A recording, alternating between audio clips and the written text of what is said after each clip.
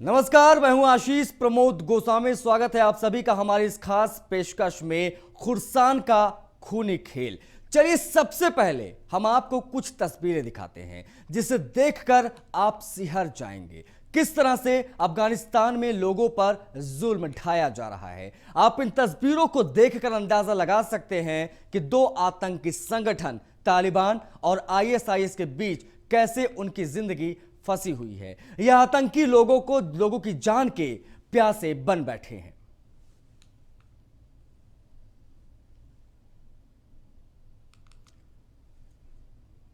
यह तस्वीरें देखिए और अंदाजा लगाइए क्या मंजर है इस वक्त अफगानिस्तान में। यह तस्वीरें डराती हैं, तस्वीरें भयानक हैं। इंसानियत के दुश्मनों की खौफनाक तस्वीरें देखिए।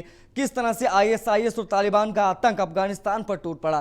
पहले तालिबान ने कब्जा किया, बेरहम मंजर दिखाया, उसके बाद आईएसआईएस ने काबुल पे धमाके के सिलसिलेवार बम धमाके, 100 से ज्यादा लोगों की मौतें और इसका ये लोग भागते हुए देखिए, दहशत का माहौल है। लोग किस तरीके से भाग रहे हैं अपने जान बचाने की जद्दोजहद में। लोग अपने ही देश में किस तरीके से लोग भगदड़ मची हुई है। खुर्सान का यह खूनी खेल हम आपको तस्वीरों के जरिए दिखाने और समझाने की कोशिश कर रहे हैं। देखिए और समझिए अफगानिस्तान में क्या आलम मंजर है। न्यूज़ वन इंडिया पर खौफनाक मंजर की कहानी। अब ये एक तस्वीर पर जरा गौर फरमाइए। ये तस्वीर देखिए, कितने सारे लोग यहाँ पर मौजूद हैं। सभी देश छोड़कर जाना चाहते हैं, अपनी जान बचाने की कोशिश में लगे हुए बेरहम दरिंदों का ये कायराना हमला हुआ। तब देखिए किस तरीके के हालात अफगानिस्तान में हो गए। लोग आतंक के साए में जीने को मजबूर हैं, एक के ऊपर एक। इस कोरोना काल में देखिए मौत का डर भी ऐसा कि लोग अपने देश को छोड़ने के लिए तैयार हैं, चाहते कि जैसे तैसे यहां से निकला जाए, क्योंकि तालिबान का जो कहर है,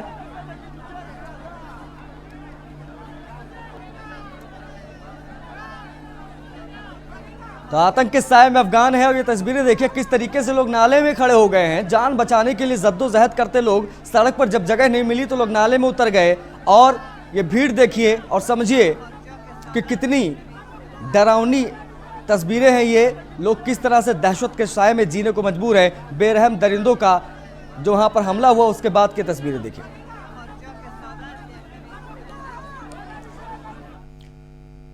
तो इन तस्वीरों के बाद बात करते हैं काबुल एयरपोर्ट की। तो काबुल एयरपोर्ट पर सीरियल ब्लास्ट हुआ जिसमें कई लोगों की जान चली गई। अफगानिस्तान में पहले तालिबानियों ने कहर ढाया, उसके बाद आईएसआईएस के आतंकियों ने अफगान की धरती को खून से रंग दिया। आखिर इसका जिम्मेदार कौन है, यह अपने आप में बड़ा सवाल है। जो अमेरिका 20 साल तक अपनी सेना वहां पर डटाए रखा था, आखिर क्या हुआ कि उसे अपनी सेना वहां से हटानी पड़ गई। यह रिपोर्ट देखिए और पूरी कहानी समझिए।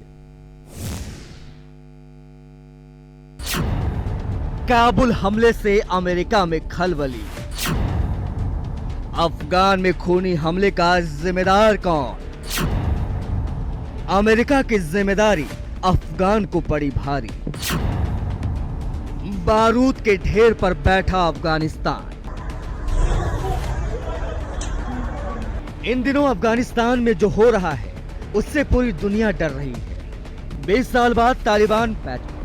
साल बाद अफगानिस्तान में तालिबान का कब्जा फिर से हो गया है। तालिबान आतंकी लंबे समय से कब्जा करने के लिए अमेरिकी सेना से लड़ाई लड़ रहे थे, क्योंकि अमेरिकी सेना ने अफगानिस्तान से तालिबानियों को खदेड़ दिया था। इसके बाद अमेरिका की बाइडेन सरकार ने 20 साल बाद अपनी सेना को अफगानिस्तान से वापस बुला लिया। जैसे ही अमेरिकी सेना अफगान से वापस लौटी, वैसे ही तालिबान ने अपने लड़ाकों के साथ अफगानिस्तान पर खूनी खेल शुरू कर दिया। आखिर इस खूनी खेल का जिम्मेदार कौन है? क्योंकि अफगानिस्तान में तालिबान के अलावा अब आईएसआईएस के आतंकियों ने भी लोगों के खून से खेलना शुरू कर दिया है। अफगानिस्तान के काबुल एयरपोर्ट पर आईएसआईएस के ने फिदायनी हमला किया और इस हमले में 100 से ज्यादा लोगों की जान चली गई। इसमें कई अमेरिकी सेना के जवान भी शामिल थे। वहीं इस धमाके के बाद अमेरिका पूरी तरह से बौखला उठा। अमेरिकी राष्ट्रपति जो बाइडेन ने कड़ी चेतावनी देते हुए कहा है कि हमलावर सुन ले, हम तुम्हें माफ नहीं करेंगे। इस हमले को हम भूलेंगे नहीं, हम बदला लेंगे और तुम्हें ढूंढ ढूंढ कर मारेंगे। हमें आईएसआईएस के नेताओं के बारे में पता है जिन्होंने काबुल में हमले का आदेश दिया था। हम बिना किसी बड़े मिलिट्री ऑपरेशन के उन्हें ढूंढ निकालने का रास्ता खोज लेंगे, चाहे वो कहीं भी हो।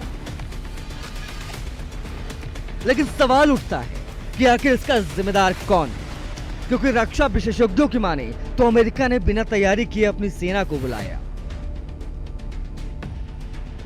तालिबानी हैं और जो आईएसआईएस के लोग हैं, ये नहीं चाहते कि अफगान के जो लोग हैं वो अफगानिस्तान छोड़ कर जाएं, और इसीलिए वो कर रहे हैं, क्योंकि उन्होंने 31 अगस्त डेट मुकर्रर की थी कि जितने फॉरेन नेशनल्स हैं, जो अमेरिकन हैं या दूसरे नेशनल्स हैं, वो आराम से जा सकते हैं। पर जिस हिसाब से हजूम जो है अफगानियों का वहाँ पे हो गया है एयरपोर्ट के ऊपर, ये इसीलिए ब्लास्ट हुआ है। और इससे पहले जो फायरिंग भी हुई इसीलिए हुई क्योंकि वो नहीं चाहते कि ये लोग वहाँ जाएं। अफगानिस्तान में हो रही घटनाओं को लेकर अगर देखा जाए तो दुनिया की नजरें अमेरिका के लिए हुए फैसलों पर हैं। सुरक्षा एजेंसियों ने काबुल हमले को लेकर पहले ही चेतावनी दी थी। इसके बावजूद काबुल एयरपोर्ट पर आतंकी अंदर घुसकर धमाका करते हैं। अभी काबुल एयरपोर्ट के बाहर जो 2 धमाके हुए हैं, इससे कई सारे मैसेज सामने आते हैं। सबसे पहले जो अमेरिका की स्ट्रेटेजी थी तालिबान से बात करना और बाहर निकलना, वो एक अच्छी स्ट्रेटेजी नहीं थी।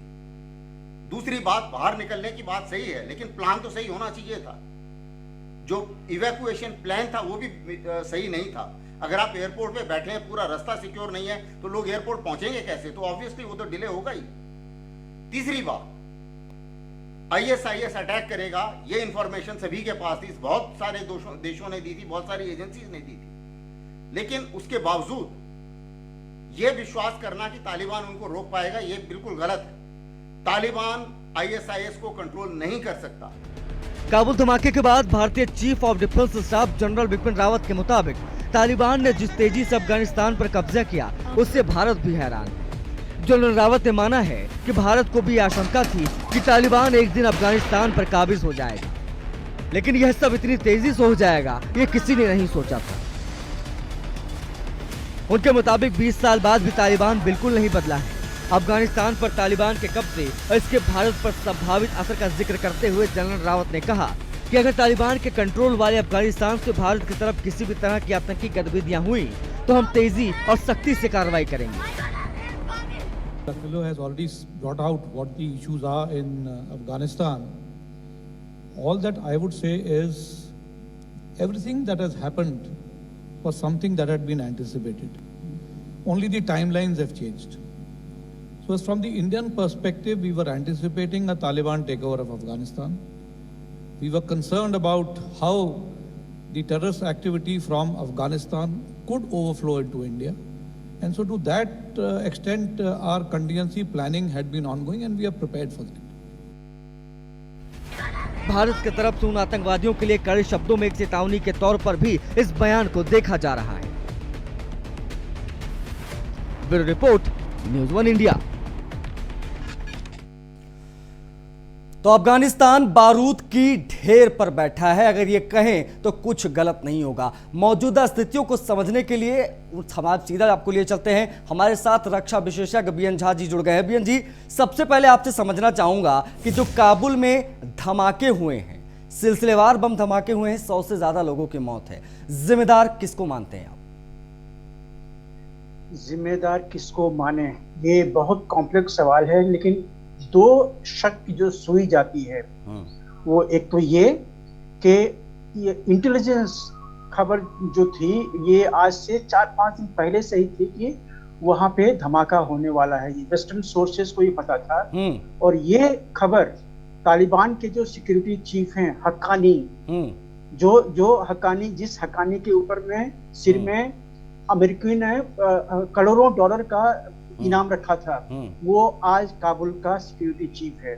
तो ये उसको भी पता था कि वहां पे आईसिस के खोरासन का हमला होने वाला है। तो फिर उन्होंने रोका क्यों नहीं? क्योंकि हक्कानी आईसिस के से मिला हुआ है, पार्ट ऑफ इट है। वो एक ही सिक्के के 2 पहलू हैं वो।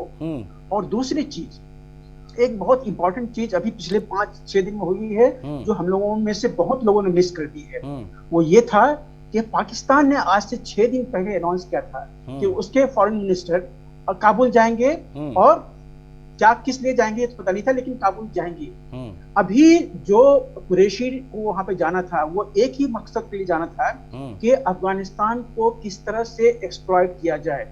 लेकिन तालिबान जो अभी अपनी दूसरी छवि बनाने की कोशिश कर रही है कि विश्व पटल पर कि हम मॉडरेट हैं, हम पाकिस्तान जैसे आतंकवादी के साथ नहीं हैं, हम अफगानों के लिए हैं, इस छवि के चलते तालिबान ने कुरैशी के विजिट को नकारा था। ये चीजें पूरे लाइमलाइट में नहीं आई हैं, लेकिन पाकिस्तान ने इसको काफी गंभीरता से लिया और ये हो सकता है कि तालिबान को एक सबक सिखाने के लिए ये बॉम्ब धमाके जो हुए हैं इसकी साजिश पाकिस्तान में रची गई है, क्योंकि आईएसआईएस के का हेडक्वार्टर पेशावर में है।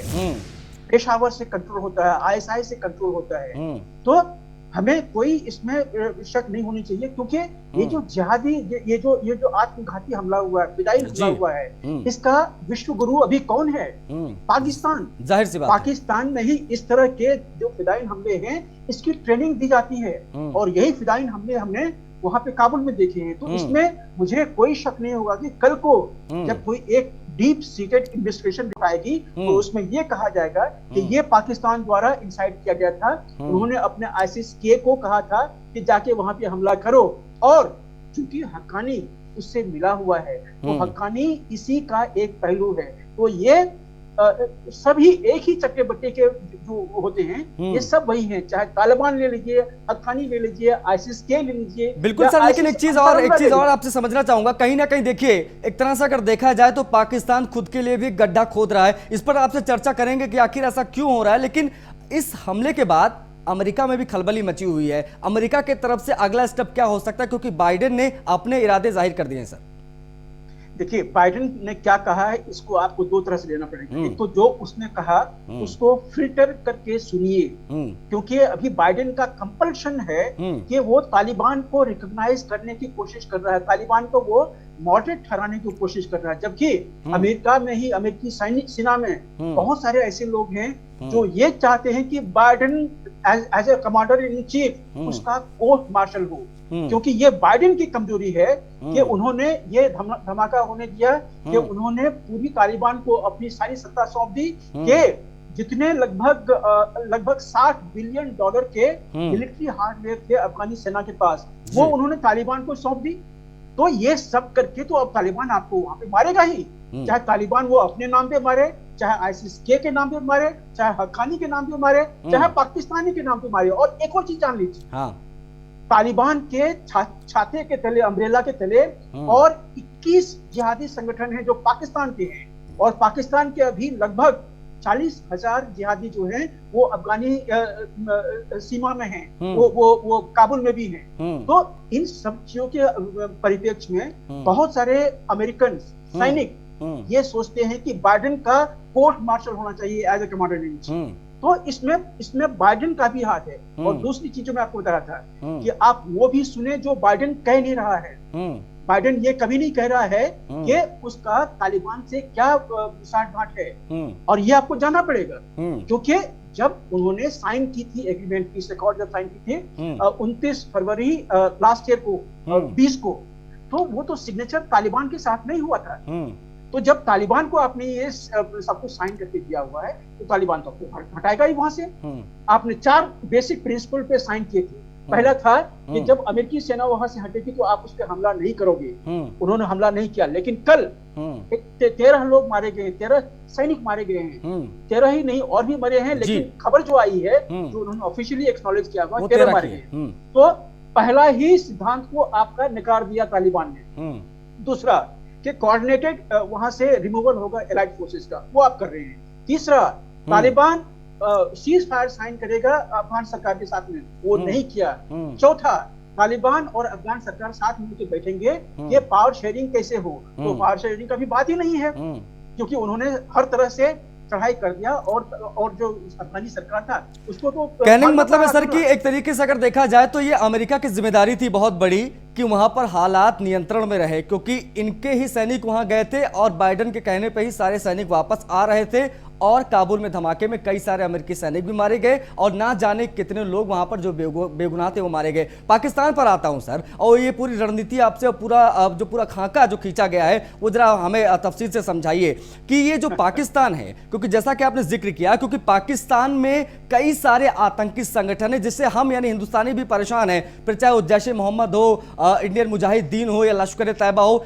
और कहीं ना कहीं ये खबरें भी मीडिया में तैरती रहती हैं कि इनके लड़ाके तालिबान के साथ मिलकर लड़ रहे हैं अफगानिस्तान में। तो क्या आपको लगता है कि अगर तालिबान अफगानिस्तान पर कब्जा कर लेता है या इस टाइप के हालात वहां पर कब्जा कर लेता, तो लगता नहीं कि इमरान खान खुद के लिए भी गड्ढा खोद रहे हैं पाकिस्तान में? क्योंकि अगर तालिबान अफगानिस्तान पर कब्जा कर सकता है तो तालिबान बहुत कुछ कर सकता है। इशारा आप समझ रहे होंगे सर। ये आपने बड़ा सटीक सवाल पूछा है और मुझे लगभग 1-1.5 मिनट दीजिएगा बताने जी। देखिए, ध्यान रखिए, तालिबान कैसे उत्पन्न हुआ। ये उत्पन्न हुआ था पाकिस्तानी एफर्ट और अमेरिकी डॉलर, इन दोनों के एस्टैब्लिशमेंट से तालिबान एस्टैब्लिश हुआ था कि वहां पे लोगों को जिहादी ट्रेन करो, टेररिज्म ट्रेन करो और रूसियों को जाके मार के भगाओ। अब वही जो टेररिस्ट हैं उन्हीं को आप खदेड़ने के लिए 2001 में आए। तो 2001 में जब वॉर ऑन टेरर शुरू हुआ तो आपने कहा कि पाकिस्तान हमारा दोस्त है, आप पाकिस्तान को फंड्स देते गए और वही फंड पाकिस्तान तालिबान को देता गया, बाकी जिहादियों को देता गया और अमेरिकियों के ही खिलाफ वो यूज करता गया। तो पाकिस्तान जो है वो डबल स्पीक में डबल क्रॉस करने के लिए कुख्यात है और वही उसने किया। आज जो आप देख रहे हैं कि जो अमेरिका को वहां से भागना पड़ रहा है, क्यों भागना पड़ रहा है? तालिबान के हाथ में है। तालिबान को किसका समर्थन है? पाकिस्तान का समर्थन है। बिल्कुल। तालिबान के हक्कानी ग्रुप किसके कंट्रोल में है? मुझे और 30 सेकंड दीजिएगा। हक्कानी आईसिस पे किसका कब्जा है? पाकिस्तान के आईएसआई का कब्जा है। तो ये सारा पाकिस्तान आपसे डबल गेम खेल रहा है पिछले 20 साल से और उसको और सर कहीं ना कहीं देखा जाए, माफी चाहूंगा वक्त की थोड़ी सी कमी है, लेकिन जो बात आपने कहीं ना कहीं देखा जाए तो अब पाकिस्तान की इसमें एक बहुत बड़ी साजिश है। बिहाइंड द सीन वो जिस तरीके से गेम खेल रहा है ये कहीं ना कहीं दुनिया के सामने एक्सपोज भी हो गया है। तो काबुल एयरपोर्ट पर हुए धमाके की जिम्मेदारी आईएसआईएस खुरसान यानी आईएसआईएस के ने ली है। इस आतंकी संगठन का चीफ है मौलवी अब्दुल्ला उर्फ असलम फारूकी। अफगानिस्तान में सत्ता पर काबिज होने की इस लड़ाई में किस तरह लोगों के खून खेला जा रहा है ये रिपोर्ट में देखिए।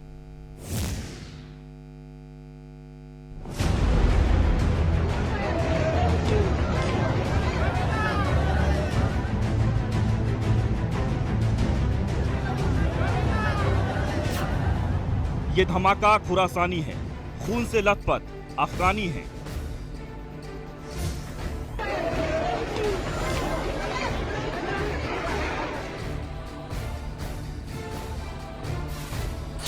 दो आतंकियों की लड़ाई, अफगान पर आफत आई।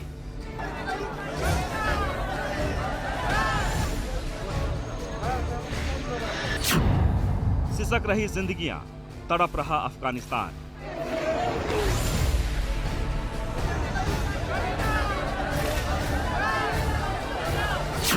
लड़ाई है खुरासान बनाम तालिबान।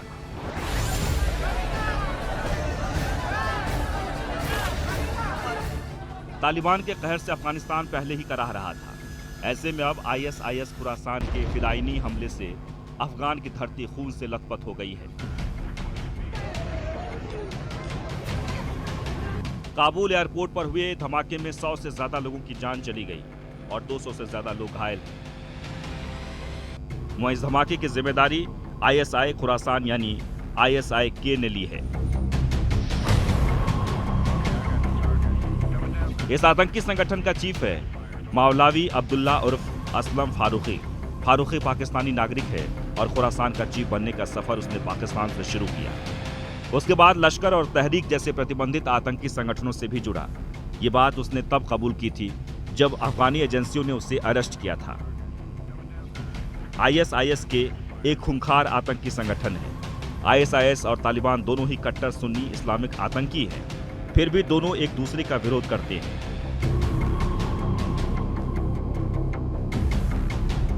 आईएसआईएस के और तालिबान के बीच कई मुद्दों पर असहमति है। आईएसआईएस ने तालिबान पर आरोप लगाया है कि उसने जिहाद और युद्ध का मैदान छोड़कर दोहा और कतर के बड़े होटलों में बैठकर शांति के समझौते किए हैं। इस बात से ये साफ है कि दोनों आतंकी संगठन एक दूसरे के विपरीत बैठते हैं। इनकी विचारधारा में फर्क नजर आता है। इसके साथ ही दोनों संगठनों के बीच हथियार, गोला बारूद को लेकर भी संघर्ष का बड़ा कारण माना जाता रहा है। खुरासान आतंकी संगठन ने काबुल समेत कई दूसरे शहरों में सिलसिलेवार आत्मघाती हमलों को अंजाम दिया है। यह हमले सरकार और विदेशी मिलिट्री दोनों के खिलाफ किए गए हैं। ISIS के खुरासान आतंकी संगठन जितने भी हमले किए हैं, खुद को ज्यादा हिंसक और कट्टर आतंकी संगठन के तौर पर पेश करने के लिए किया है।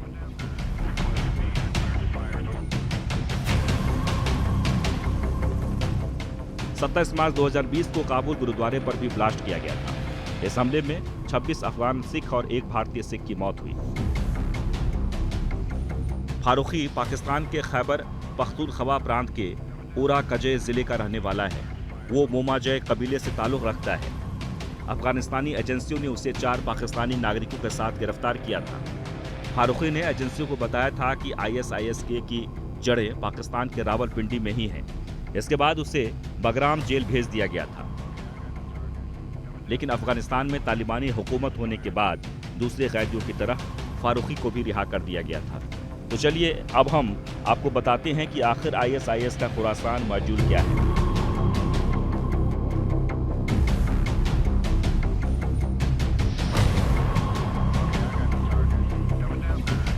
ISIS के करीब 20 मॉड्यूल हैं। सबसे खतरनाक ISIS है।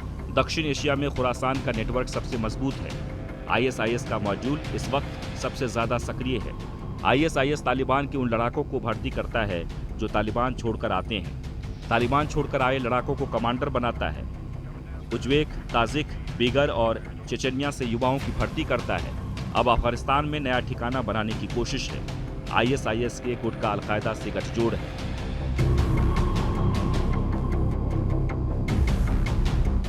अमेरिकी खुफिया एजेंसी के मुताबिक ISIS में सीरिया और दूसरे विदेशी चरमपंथी संगठनों के कुछ आतंकी भी शामिल हैं, जिसमें अमेरिका ने अफगानिस्तान में इस समूह के 10 से 15 प्रमुख आतंकियों की पहचान की है। ISIS में अफगानियों समेत दूसरे आतंकी समूहों से पाकिस्तानी और उज्बेकिस्तान के आतंकी शामिल हैं। लिहाजा तालिबान और खुरासान के बीच 36 का आंकड़ा देखने को मिलता है। Bureau report, news 1 India.